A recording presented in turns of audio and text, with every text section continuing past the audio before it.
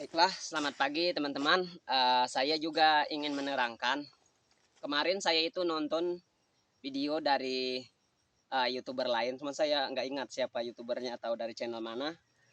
Jadi saya itu dapat pengalaman dari abang saya. Kebetulan dia seorang pengusaha yang memiliki kebun sawit itu sudah ada mungkin sekitar 30 hektar dia punya usaha.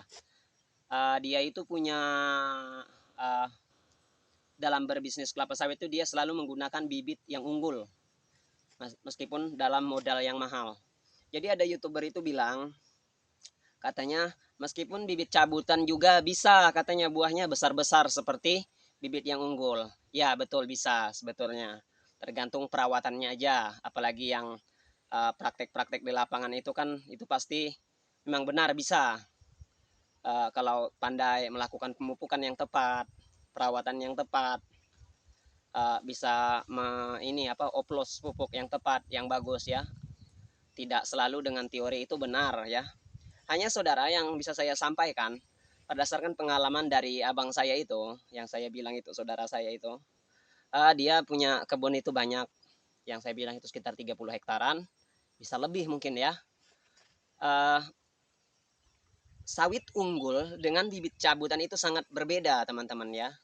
Bibit cabutan itu hanya keturunan genetik dari sawit bibit sawit betina.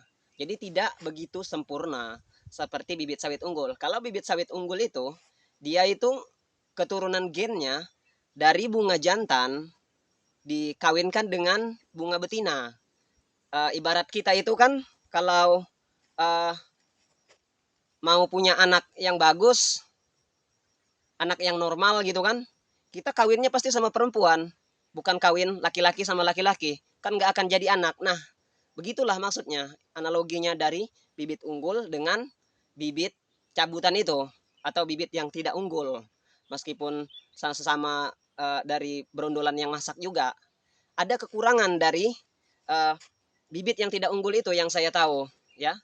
Yang jelasnya kan yang pernah saya dengar itu, kata abang saya itu, kalau bibit yang tidak unggul itu produktivitasnya itu hanya sampai umur 8 tahunan ya.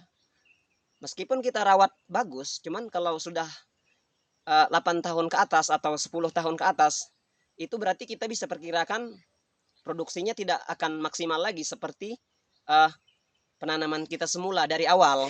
Berbeda dengan uh, sawit unggul, dia akan terus berproduksi secara normal, secara bagus dengan standar yang tinggi terus dari awal bahkan sampai masa tuanya hingga replanting nanti hingga penebangan.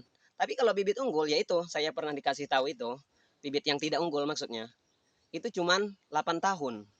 Setelah itu buahnya akan jarang, masa treknya lebih banyak.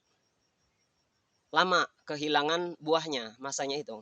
Dan itu akan menurunkan hasil produksi kita di masa mendatang. Jadi rekomendasi dari saya, menurut saya loh ya, kalau yang sudah punya modal, kalau mau berbisnis kelapa sawit, bikin usaha dan berfokus untuk perkebunan kelapa sawit, belilah bibit unggul.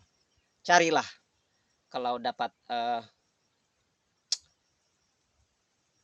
agen-agen atau kawan-kawan yang punya link-link penjual bibit unggul yang bagus. Belilah di sana, jangan takut rugi untuk modal usaha awal.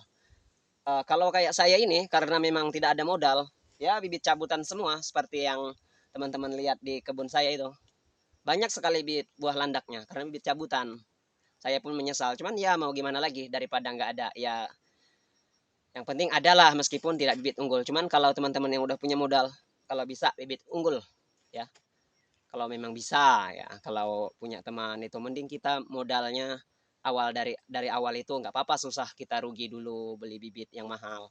Yang penting hasilnya ke depan itu bagus dan jangka panjangnya itu. Karena prinsip orang berbisnis itu kan kontinu, terus menerus berkesinambungan. Ya. Nah, begitu saran dari saya teman-teman. Carilah bibit yang unggul. Baik, selamat pagi. Itu penjelasan dari saya.